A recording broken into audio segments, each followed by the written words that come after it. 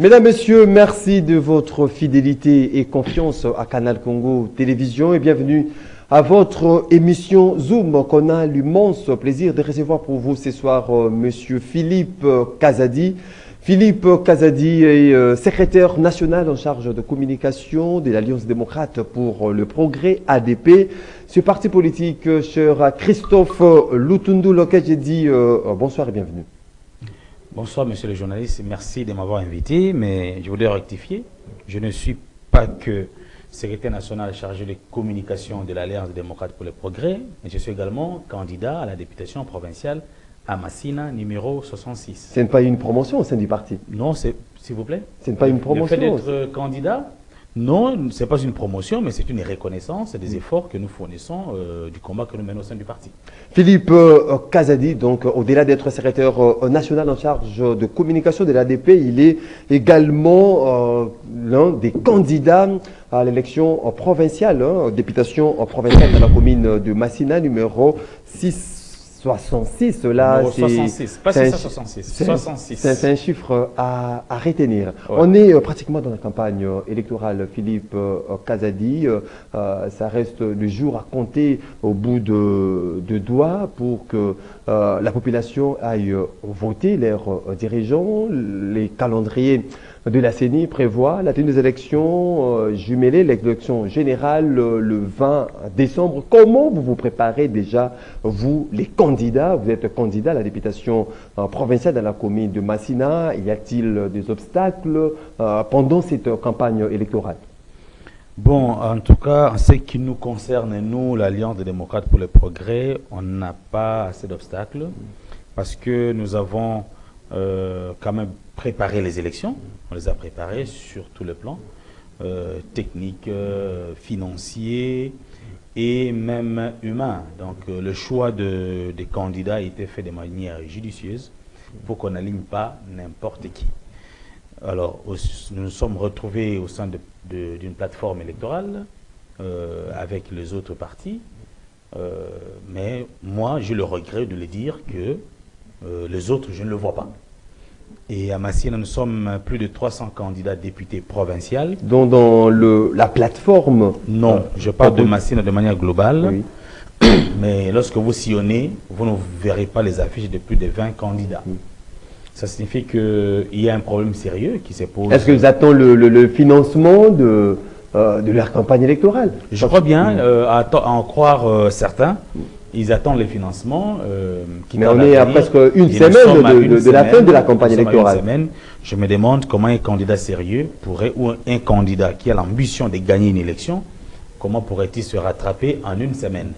Parce qu'au regard du travail que personnellement j'ai abattu, d'installer les cellules, les équipes de soutien dans tous les quartiers, sur les 22 quartiers de Massina, j'en ai installé partout. Sans compter la méga structure qui est une machine à broyer politiquement qu'on appelle le Kémafumbe, qui sont très mobilisés. Tous les Kémafumbe de Massina sont derrière ma candidature au niveau provincial et derrière la candidature de Dr Benoît Chakassak au niveau national. Est-ce que Philippe Kazadi, tout ce que vous êtes en train de faire pendant cette campagne électorale, vous avez bénéficié d'un soutien peut-être financier au niveau du parti politique? En défaut de ceux qui ne battent pas campagne aujourd'hui parce qu'ils demandent le financement. Le soutien du parti est consistant. Le parti nous soutient considérablement.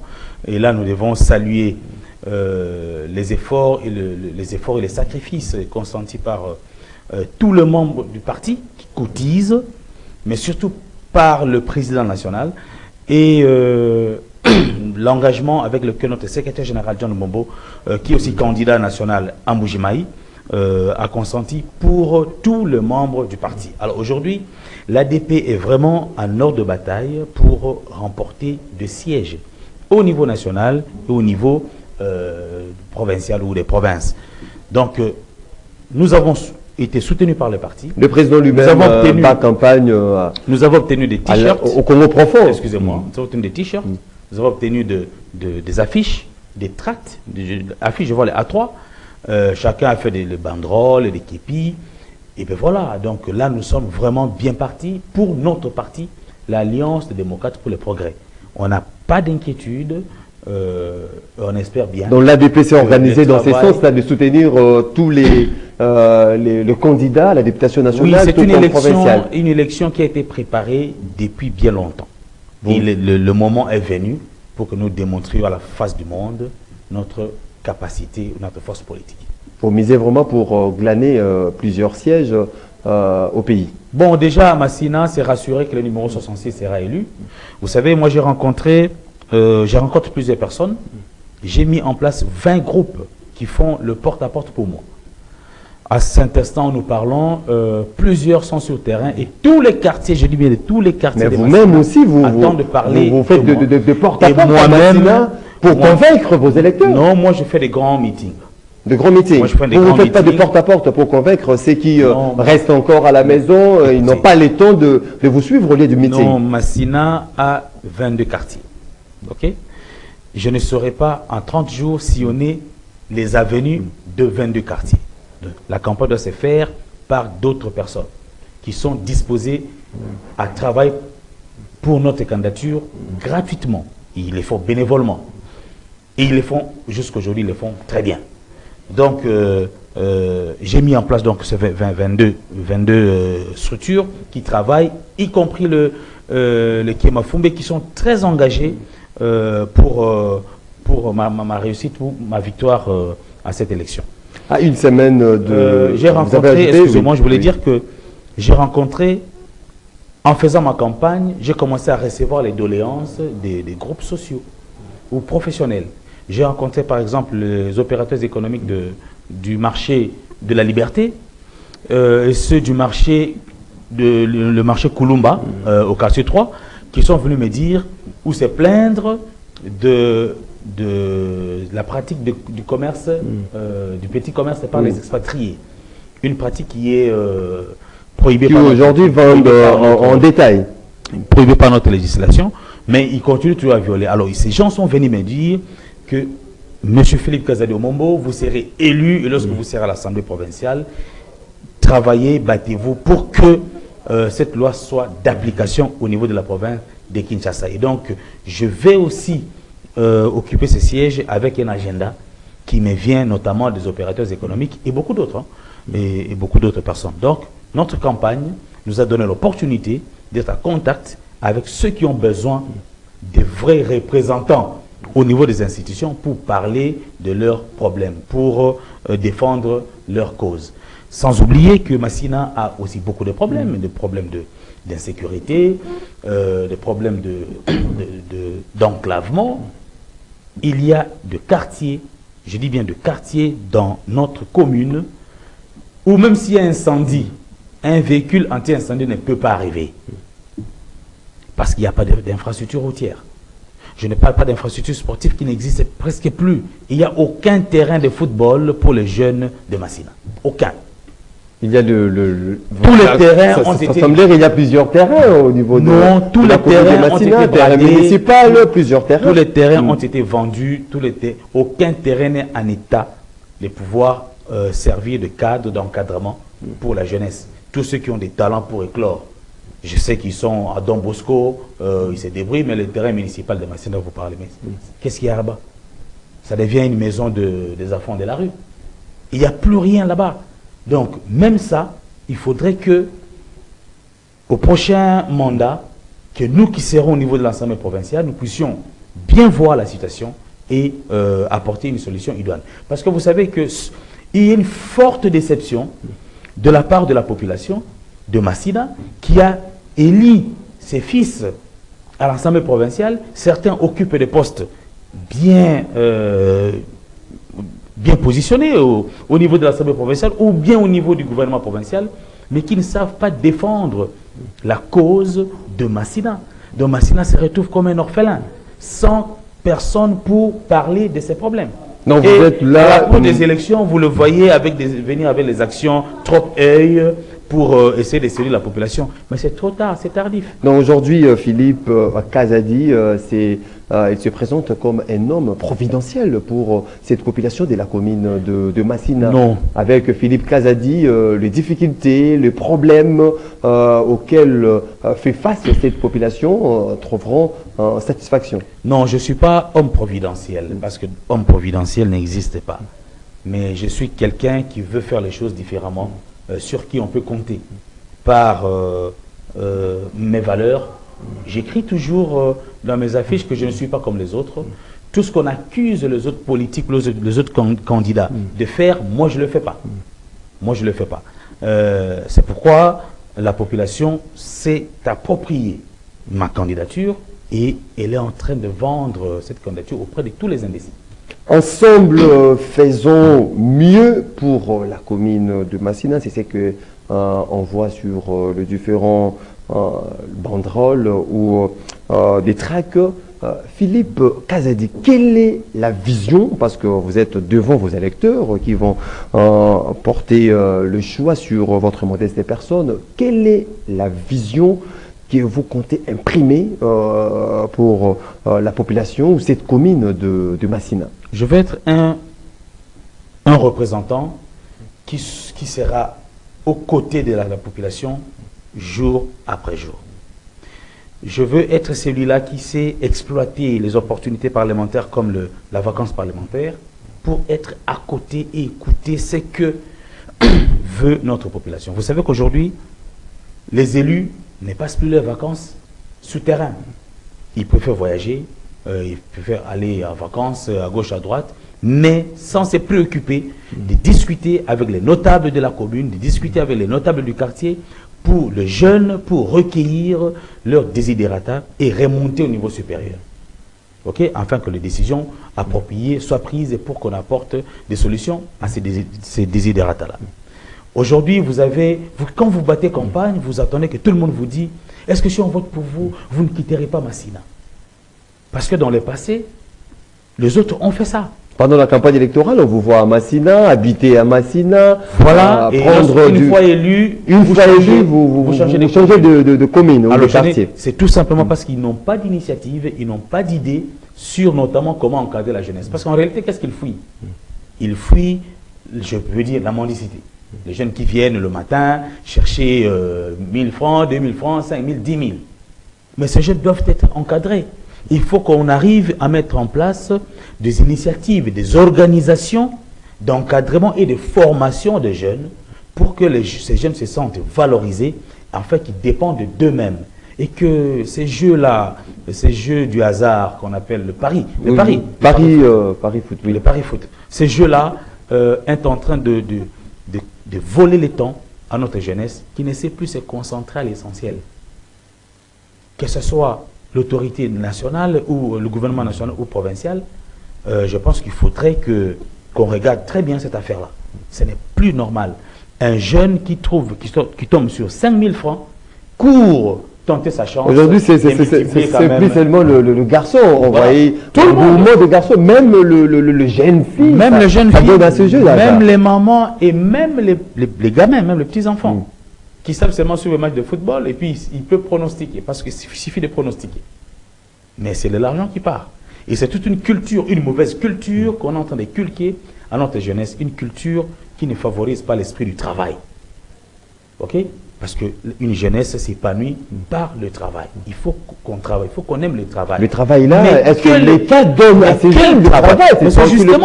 C'est justement ça. Parce que les jeunes ne sont pas occupés, c'est pour ça que ça donne à ce jeu d'hasard. Voilà pourquoi je dis qu'une fois élus, nous allons initier des réflexions sur comment mettre en place des structures d'encadrement et de formation des jeunes pour qu'ils soient utiles à notre société. Déjà, dans la commune de Massina, c'est 2 sièges. Hein, 3 sièges. 3 sièges pour... Enfin, vous avez raison de dire 2 sièges parce qu'il reste 2 pour les autres. Oui. 1 siège pour Philippe Kazadi Mombo. 3 sièges. Prenons 3 sièges. Parce que je vous avais critiqué le délégué du peuple, parce que vous serez le porte-parole de cette population de Massina.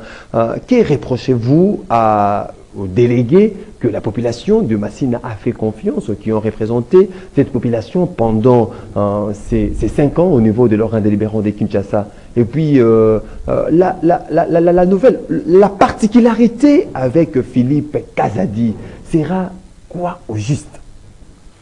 Nous leur reprochons, pas moi, mais y compris la population de Massina, le reproche d'inefficacité, d'incompétence et surtout de complicité avec le gouverneur de la ville de Kinshasa.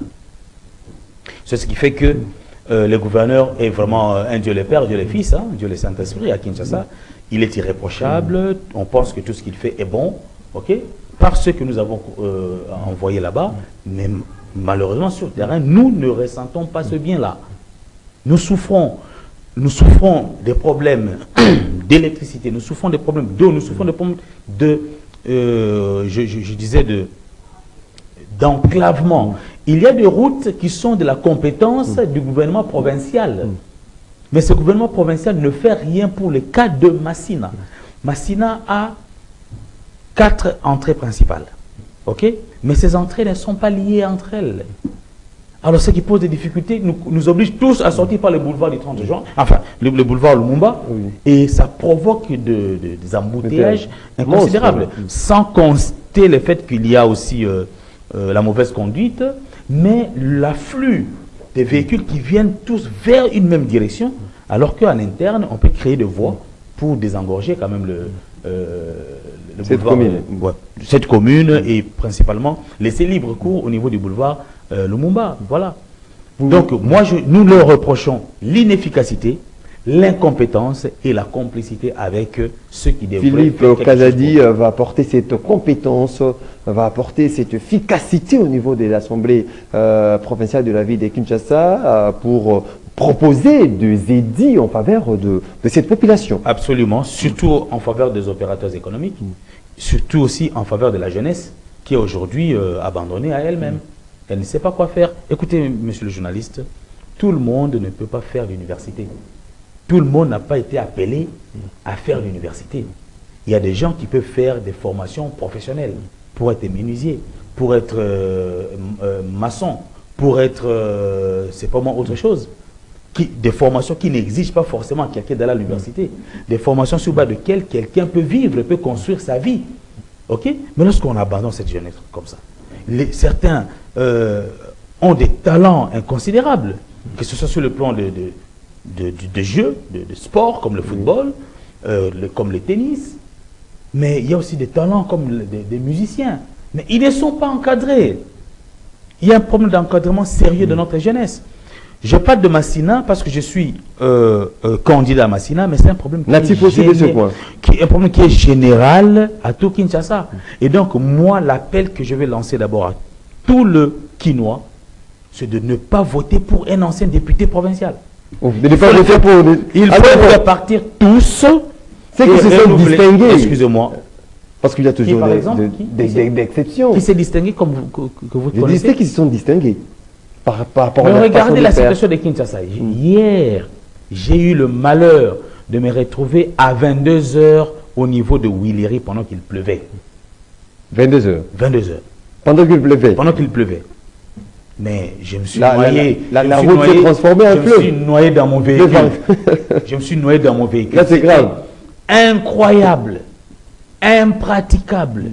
Tous les caniveaux sont bouchés. On a l'impression qu'il n'y a pas aucune autorité provinciale. Et ça, c'est tout le monde qui le voit. Hein. Tout le monde qui le voit. Et vous voyez les mêmes qui sont en place, qui doivent faire quelque chose, il faudra qui ne font rien. Excusez-moi. Les mêmes qui sont là, qui doivent faire quelque chose et qui ne font rien, postulent avec espoir d'être élus. Alors, d'où obtiendront-ils de voix? Alors, si nous, qui sommes conscients du danger qu'ils représentent pour la ville province de Kinshasa, nous ne disons pas aux Kinois de ne pas voter pour eux, il n'y a personne qui va faire pour nous. Et ils comptent sur la force de l'argent, l'argent qu'ils ont pu amasser pendant 5 ans. Ok? Mais nous comptons sur la lucidité, ok? Sur la lucidité, sur la maturité de la population kinoise, qui ne peut pas se faire duper 2 fois. À Kinshasa, on dit, en lingala, na poche ya zoba, bakosaka liboko mbalamoko. Ok, on a été dupé une fois en 2018, ça ne peut pas l'être encore, nous ne pouvons pas l'être encore pour une deuxième fois en 2023. Et donc c'est terminé. Moi j'explique toujours que nous avons deux candidats aux élections. Ceux qui veulent rentrer, enfin ceux qui étaient en place, qui veulent continuer, et ceux qui veulent rentrer, dont moi. Maintenant ceux qui veulent continuer là, une seule question à laquelle ils doivent nous répondre. Qu'est-ce qu'ils ont fait de Kinshasa pour qu'ils méritent une seconde fois la confiance? Une seconde chance. Une seconde chance, la confiance du peuple kino. Qu'est-ce qu'ils ont fait? Partout où je passe, on me dit, ils n'ont rien fait. Alors, qu'est-ce qui reste? On reste avec un candidat. Les candidats qui veulent entrer. Donc vous qui n'êtes pas comme les autres, vous allez faire autrement. Maintenant, parmi les candidats qui veulent entrer, il y a Philippe Kazadi Omombo, numéro 66. J'ai toute ma jeunesse, j'ai mon expérience, j'ai mon dévouement et mon engagement et mon souci de participer à la transformation de notre ville pour qu'on dise que Kinshasa est redevenu la belle et que Kinshasa est redevenu la capitale, la belle, quoi, et qu'il a redoré son blason. Philippe Kazadi, vous vous mettez déjà dans la peau d'un élu. Qu'est-ce que vous fait confiance comme ça? C'est le soutien du peuple. Je vous dis incontestablement que je suis soutenu au plus haut niveau. Si vous constatez qu'il y a des opérateurs économiques qui viennent me rencontrer à la maison pour m'expliquer leurs problèmes. Il y a un papa qui me dit, honorable, il m'appelle déjà comme ça, il dit, honorable, j'ai une quincaillerie au niveau du marché de la liberté. Qu'est-ce qui se passe? Tous les expatriés qui vendent en détail, ils ont fait qu'ils baissent le prix de tous mes produits chez eux. Vous avez baissé le prix de barre de fer, l'autre a baissé le prix de clous, l'autre a baissé le prix de tôle, l'autre a baissé le prix de c'est pas moi quoi encore. Ok? Et du coup, vous savez que chez nous, les gens n'achètent pas du coup. Ils circulent d'un magasin à un autre. Donc s'il vient chez les Congolais, il demande le prix du tôle, c'est 1000 francs. Il va chez l'autre expatrié, il va trouver le tôle à 900 ou 850 francs. Ok? Quand il demande le clou ici, c'est 1000 francs, il va de l'autre côté, le clou c'est 700 francs. Mais chez l'autre expatrié, le clou est sur 1000 francs. Vous voyez comment ils font les jeux? Alors ils sont venus me poser ces problèmes pour que, une fois élu, enfin, une fois confirmé dans mon siège, je puisse porter cet agenda-là au niveau provincial. Et vous comptez déjà porter ces problèmes-là au niveau de l'Assemblée provinciale de Kinshasa? Sans conteste. Philippe Kazadi, l'actualité oblige également. J'espère que vous êtes rassuré, que vous avez séduit cette population de la commune de Massina. Oui, je suis rassuré, mais je voudrais faire un appel plutôt à la CENI. Monsieur le président de la CENI, je suis Philippe Kazadi Omombo, candidat numéro 66 dans la commune de Massina. Il s'est fait, monsieur le président, que lorsque nous battons campagne, vous êtes devant 100 électeurs, il y a 90 qui manquent de cartes d'électeurs fiables. Les cartes sont défectueuses, les cartes sont effacées, les écrits effacés. Comme vous avez récemment dit dans votre communication, que quelqu'un peut chauffer cette carte, voir réapparaître son identité et le numéro national, et peut aller demander des duplicata avec ça, je vous prie de bien pouvoir autoriser à ce que les électeurs votent avec cette carte réchauffée. Parce que si vous n'autorisez pas cela, je pense qu'il y a des conséquences incalculables qui peuvent arriver et que vous ne saurez peut-être pas contrôler. Je trouve anormal qu'un électeur qui va voter pour le numéro 66 arrive et qui voit son nom sur la liste des électeurs et qu'on lui refuse de voter parce que sa carte est effacée. Trouvez n'importe quel mécanisme, trouvez n'importe quelle possibilité pour que tout Congolais dont le nom se trouve sur la liste des électeurs puisse voter. Il y a la garantie qu'il y a l'encre indélébile qui prouve que quelqu'un ne peut pas voter deux fois. Nous comptons sur la qualité de cette encre indélébile-là. Et il y a le fait que le nom doit se retrouver sur la liste. Il y a aussi le fait que cette carte réchauffée, il indique effectivement et le numéro de la carte et le numéro national de l'électeur qui vient se présenter. Donc ça, c'est un message particulier que j'adresse au président de la CENI et à toute son équipe pour qu'il veille sur ça. Parce que donc aujourd'hui, ça vaut la peine que nous risquons d'avoir les électeurs votent avec de nous risquons d'avoir un taux de participation le plus faible et ça va entacher la légalité ou la légitimité des élus. Et nous ne voulons pas être des élus dont on conteste la légitimité. Philippe Kazadi s'achemine lentement mais sûrement vers la fin de cette émission. Le département américain vient de sanctionner 3 chefs rebelles qui créent instabilité à l'est de la République démocratique du Congo, notamment Willy Ngoma du M23. Est-ce c'est le fruit de la diplomatie du gouvernement? Est-ce ces sanctions américaines ont un impact sur terrain, notamment pour décourager tout le rebelle qui crée terreur et désolation dans ce coin du pays? Bon, les États-Unis peuvent faire ce qu'ils peuvent faire, mais ensemble avec le président de la République, Félix Antoine Tshisekedi Tshilombo, le candidat numéro 20, et celui qui dirige notre diplomatie, je vois l'excellent ministre des Affaires étrangères qui sort de Tundula. Nous pensons que la solution à la problème de l'Est reste entre les mains de FARDC. Tout ce qui se fait là, c'est des colmatages. Le gouvernement a pris déjà assez de dispositions pour renforcer nos forces armées afin qu'ils puissent non seulement bouter dehors les forces négatives, mais assurer de manière permanente et continuelle la sécurité de nos frontières. Mais que les États-Unis prennent une telle décision, pour moi, c'est bon. Est-ce que Willy Ngoma a des comptes bancaires quelque part pour que ça soit géré par... Enfin, pour qu'on lui empêche, qu'on lui interdise d'accéder à ces moyens? Je me pose la question. Parce qu'un rebelle là-bas dans la forêt, un sauvage comme ça, je ne le vois pas avoir un compte à banque pour qu'on puisse le bloquer. Donc, quelque part, moi, ce sont des sanctions pour... bon, pour amadouer ou pour laisser dormir, pour là. faire bonne face, hein, pour donner bonne impression. Mais pour moi, ça n'aura pas d'effet parce que je ne vois pas Willy Ngoma avoir un compte dans une banque sérieuse et un compte qu'on peut bloquer. Je ne vois pas. Pourquoi pas le... Mais si les États-Unis sont vraiment sincères et honnêtes avec la RDC et qu'ils veulent, ou ils veulent plutôt les États-Unis, nous aider,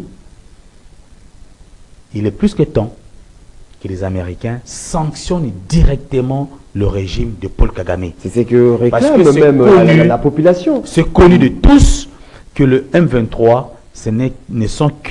n'est qu'un appendice du Rwanda. C'est le Rwanda qui utilise le M23 dans ses visées expansionnistes pour voler, piller les richesses de notre territoire. Et les multinationales qui sont derrière le Rwanda, les multinationales qui sont derrière le M23, il y en a aussi qui sont américaines. Donc il faut que le gouvernement américain, au lieu de sanctionner le marionnette, dans les sanctions exemplaires, il faut aller dans le fond du problème et sanctionner le Rwanda et Paul Kagame particulièrement. Donc là, au moins, ça aura un effet. Moi, le jour où on va sanctionner Paul Kagame et son régime, je peux applaudir de mes mains et qu'il y a une solution durable qui va s'imposer. Si la communauté internationale, les États-Unis particulièrement, n'interviennent pas pour sanctionner le régime de Paul Kagame, il faudrait que nous donnions, nous, RDC, la force ou les capacités nécessaires pour sanctionner ces régimes-là. Donc ces différentes sanctions qui tombent là ne peuvent en aucun cas contraindre aujourd'hui ces différents rebelles Mais vous avez oublié de commettre ces Moi, je ne crois pas à cette histoire des sanctions. Vous avez oublié que en 2018, ou à la porte de 2018, on a sanctionné Évariste Bochab. On a sanctionné l'ancien président de la CENI, Corneille Nangaa. On a sanctionné une bonne liste des hauts cadres du régime passé. Je ne sais pas s'ils ont été stoppés dans leur projet machiavélique de voir Joseph Kabila s'éterniser au pouvoir. Voilà. Donc pour moi...